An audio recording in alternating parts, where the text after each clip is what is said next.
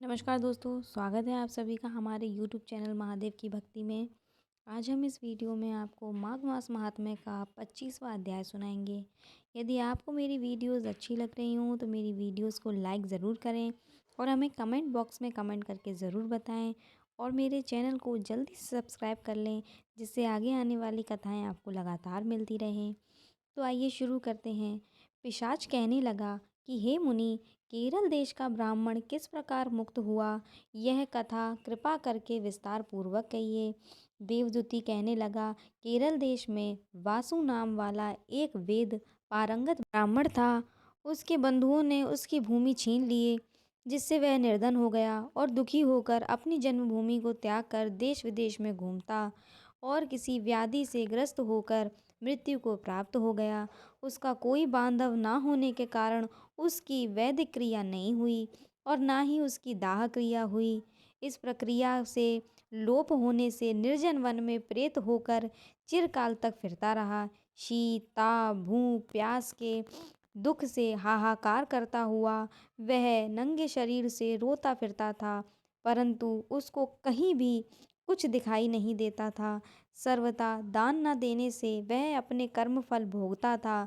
जो लोग अग्नि में आहुति नहीं देते, भगवान का पूजन नहीं करते, वे आत्मविद्या का अभ्यास नहीं करते, अच्छे तीर्थों से विमुख रहते हैं। जो लोग दुखी लोगों को स्वर्ण, वस्त्र, तांबूल, रत्न, फल तथा जल नहीं देते तथा छल कपट से जीविका प्राप्त करते हैं, दूसरों की स्त्री तथा धन हरने वाले होते हैं, पाखंडी, कुटिल, चोर, बाल, वृद्ध और आतुर और स्त्रियों पर निर्दयता करने वाले होते हैं, आग लगाने वाले, विष देने वाले, झूठी गवाही देने वाले, कुमार्ग पर चलने वाले, माता पिता, भाई बहन, संतान तथा अपनी स्त्री का त्याग करने वाले, जो सब तीर्थों में दान लेते हैं, पालन करने वाले, स्वामी को त्यागने वाले, गौर तथा भूमि के चोर, वेदों की निंदा करने वाले, द्रोह करने वाले, प्राणियों की हिंसा करने वाले, देवता गुरु की निंदा करने वाले, यह सभी बारंबार प्रेत, पिशाच, राक्षस की बुरी योनियों में जन्म लेते हैं। वह बुरे कर्मों से बचकर धर्म के कार्य तथा यज्ञ, दान और तप आदि करने चाहिए,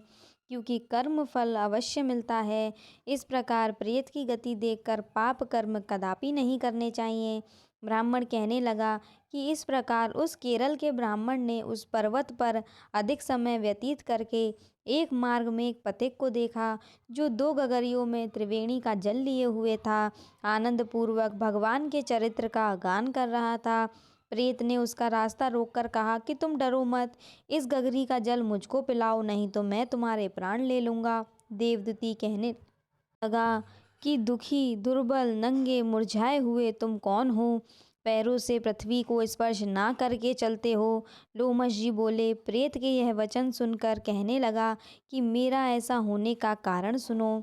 मैंने कभी ब्राह्मणों को दान नहीं दिया, अत्यंत लोभी, क्रियाहीन, दूसरों के अन्न पर पलने वाला था। मैंने कभी किसी को भिक्षा नहीं दी, मैं कभी किसी के दुख से दुखी नहीं हुआ। प्यासे प्राणियों को मैंने कभी जल नहीं पिलाया, मैंने कभी छाता, जूता दान नहीं किया, ना किसी को जल का पात्र, पान या औषधि किसी को दी, ना मैंने अपने घर में कभी किसी अतिथि को ठहरा कर उसका सत्कार किया। अंधे, वृद्ध, अनाथ और दीनों को मैंने कभी अन्न से संतुष्ट नहीं किया और ना ही किसी रोगी को मुक्त किया, ना कभी ब्राह्मणों को दान दिया और ना कभी अग्नि में हवन किया। वैशाख आदि मास में किसी को ठंडा जल नहीं पिलाया, ना ही मैंने बड़ा पीपल का कोई वृक्ष लगाया, ना किसी प्राणी को बंधन से छुड़ाया, कभी कोई व्रत करके शरीर को नहीं सुखाया।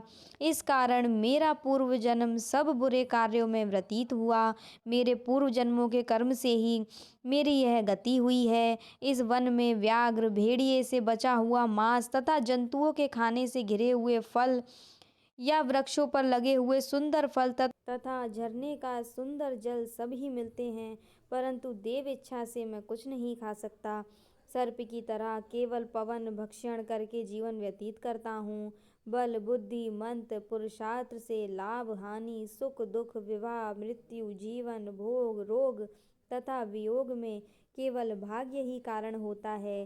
कुरूप, मूर्ख, कुकर्मी, निंदित तथा पराक्रम से हीन मनुष्य भी भाग्य से ही राज्य भोगते हैं।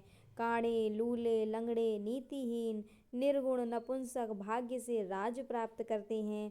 पर्वत पर भी बलवान राक्षस पिशाच रहते हैं, जिनमें से कभी कभी कोई कोई कहीं कहीं वन में फिरते हुए अपने कर्म के अनुसार अन्न जल प्राप्त करते हैं।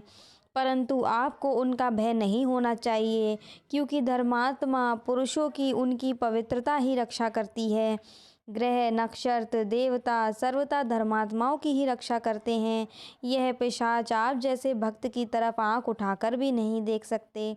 जो नारायण भगवान की भक्ति से पवित्र रहता है, उसको प्रेत, पिशाच, पूतना कोई बाधा नहीं दे सकते।